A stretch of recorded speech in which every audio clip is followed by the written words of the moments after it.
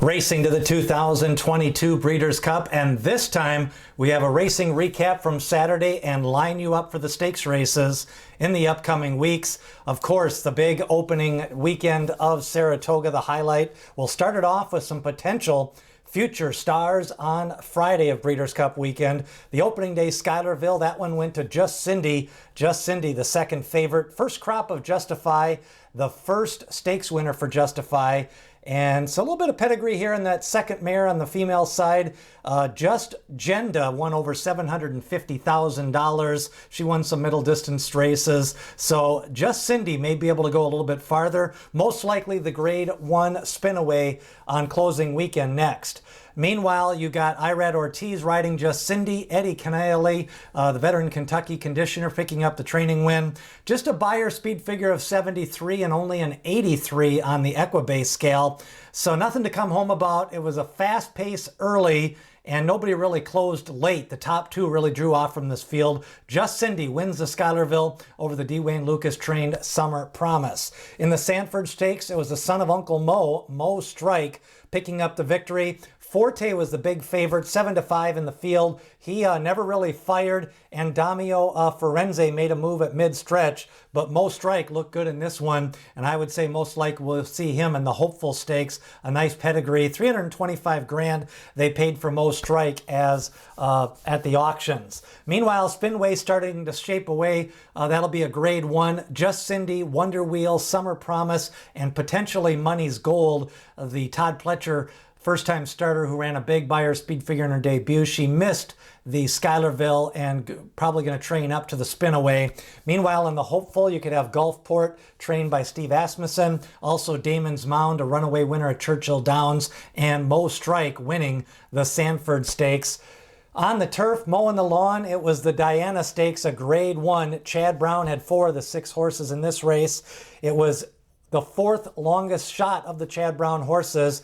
In Italian, going wire to wire. Chad Brown runs 1, 2, 3, 4 in a grade 1 stakes races. In Italian sets a new track record, 145 and change. She went fast early, slowed down the pace a little bit. Nobody really closed late. They really spread out the field, and the big favorite Bleecker Street suffers the first loss of her career. Ruger, kind of an in-and-outer. Technical analysis got outrun to the stretch, and then made a little bit of a move against In Italian. Big win for In Italian, 7 starts, 4 wins now. Peter Brandt picked up this one at a sale in Europe. Dubawi the sire, a lot of turf breeding on In Italian at 1 1/8, a grade 1 stakes victory.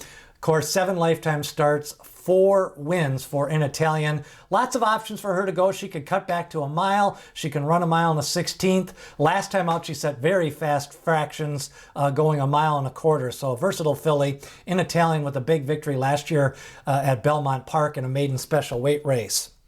On Friday, we had the Forbidden Apple, and it was a New York bred winning that race. City Man.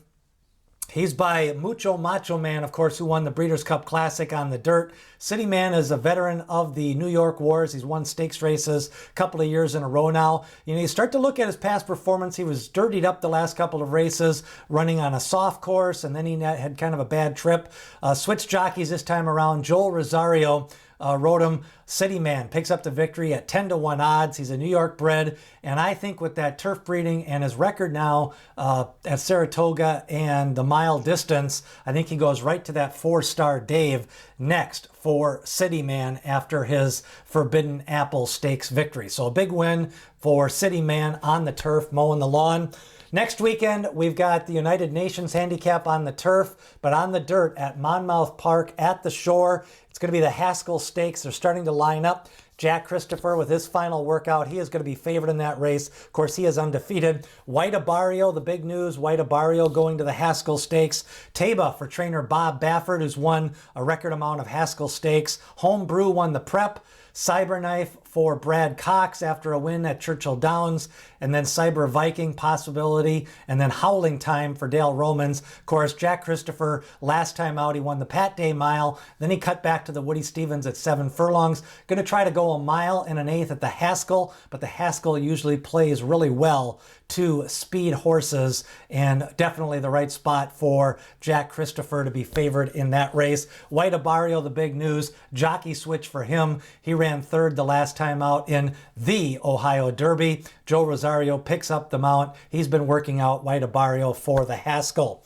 The schedule starting to line up next weekend for Saratoga and other tracks. Of course, Del Mar, where the turf meets the surf, the cool place to be. Lake George Stakes next week. We've got Nest against Secret Oath in the CCA Oaks. The Chuvy Stakes on Sunday. Possibility of seeing Malathat. Malathat announcing they're going to run in the Chuvy and then the Personal Ensign. So 2 times at Saratoga for Malathat. The San Diego kicks off where the turf meets the surf. That'll be the prep for the Pacific Classic. And then Bing Crosby on July 30th in 2 weeks. Of course, Saratoga runs through September 5th.